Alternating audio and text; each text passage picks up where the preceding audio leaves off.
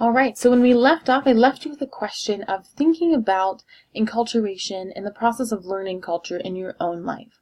Are there aspects of enculturation that you do remember, or do you have children? And are you actively engaged in the process of enculturation, whether you know it or not? And what are some aspects of your culture that maybe you've taken for granted that now you can start to think about? Say, oh, that isn't a natural way of doing things. Maybe that was just my culture making me feel that those things were natural. Okay. So we're going to continue working through the different aspects of culture. Okay, first one, like we said, is learned through the process of enculturation. Next, we want to think about culture as a system of symbols. Okay, Clifford Geertz kind of pioneered this approach. He's a very famous anthropologist, cultural anthropologist, focusing on symbolic anthropology and interpretive anthropology. So his theory of culture is that culture is embodied and transmitted through symbols. And so symbols, very simply, are just objects, ideas, and images, things of that nature that represent something else. Something that stands for something else. Okay? And we often think about symbols being very simplistic, such as the stop sign symbolizing the action of stopping. But they can be more complex than that. We can have religious symbols or economic symbols, and they can be more complex. But this ability to create symbols and to symbolize in general is a hallmark of humanity. It's something that makes us human. So you'll hear that a hallmark of humanity as you work through anthropology and other social sciences. Usually you hear it in terms of tool use. So he said humans are one of the only species that uses tools. We now know that other great apes do as well. But that is another hallmark of humanity. But the ability to symbolize is largely uniquely human. Okay? And this capacity to create and give meaning to symbols just helps us to identify, sort, and classify the things that we see in our world. Culture is also integrated. Not only is it integrated in your daily life, but culture is pieces, little parts that make up a larger whole. Okay, so it's a dynamic and interrelated set of social, economic, and belief structures.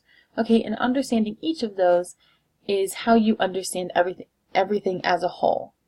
Okay, so everything works together. This is part of this holistic nature of anthropology. We understand each of those pieces together and then how they work together to create the society or culture we see. Okay. In the cross-cultural perspective, remember we mentioned that before, that's just comparing across cultures. It demonstrates this increased flexibility and plasticity of the human species. So beliefs and practices come in all shapes and forms. Like we said, humans are generalists, we're not specialists. So we generalize, we're good at a lot of different things, and we're very flexible. And that has helped our species persist to the degree that it has. But culture being integrated is twofold, remember. So it's integrated in the sense that it's part of your daily life and everyone else's daily life. You can't really escape culture. Second is that it's pieces of a whole that all work together, that are integrated together to make the larger holistic picture that we see as culture. And like I said, so everyone has culture.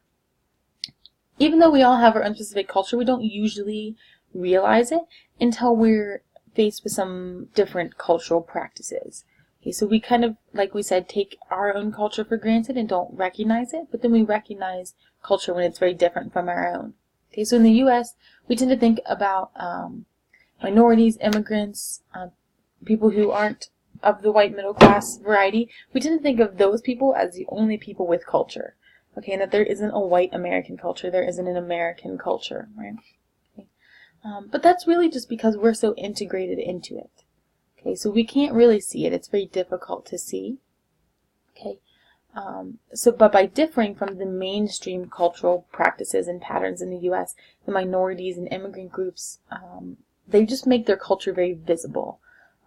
And that's not a conscious decision, right? It's just because it's different than the mainstream culture, so it's not something we have learned to take for granted. And then we also can think about this in terms of power. So the more culture, more visible your culture, the less power you might have, because it's directly related to in-group, out-group, and mainstream or dominant culture versus a non-dominant culture. So if your culture is very visible, it's likely that you have less social or political power than the mainstream culture. And like we said, culture is shared. You can't really have a culture on your own. So people make sense of their worlds and order their lives by participating in social groups. Okay? So humans are social beings. Most primates are. Okay, so you want to be with other humans, and you share your culture that way. You build the cultural knowledge. It's collective knowledge, so you have to have other people around. And so historically, we kind of thought about sharing culture in a face-to-face scenario where you can't really have a culture if you're not together. But as this class is a great example of, you can have culture now. We've created the ability to have culture when you don't have face-to-face interaction. Okay, we can create a culture of this class that might be different from another section of the class I'm teaching, right? But we may never see each other. Okay, so we now have the ability to create virtual cultures and transmit culture a variety of ways. It doesn't have to be face-to-face. And this comes to the process of globalization, which is briefly mentioned in this section of your book, which we'll talk about later as well. We'll have a whole section on globalization. But that's just the spread of ideas and information and knowledge around. But it allows us, this virtual world we live in now, allows us to transmit culture and cultural knowledge much more quickly and across greater distances. Culture also changes. So we tend to think about culture as very stable. Okay, culture feels very stable and like this is the way it's always been. But as we have already seen, culture isn't stable, right? It's dynamic. It changes all the time, constantly changing. Okay, we can see it changing in a variety of ways. We can see culture change because of invention or innovation. So invention is a new combination of existing cultural features, where innovation is a recombination. And your book talks about this a lot in like technological sense. You also can see diffusion. So diffusion is just the spreading of an idea or thing or behavior from one culture to another.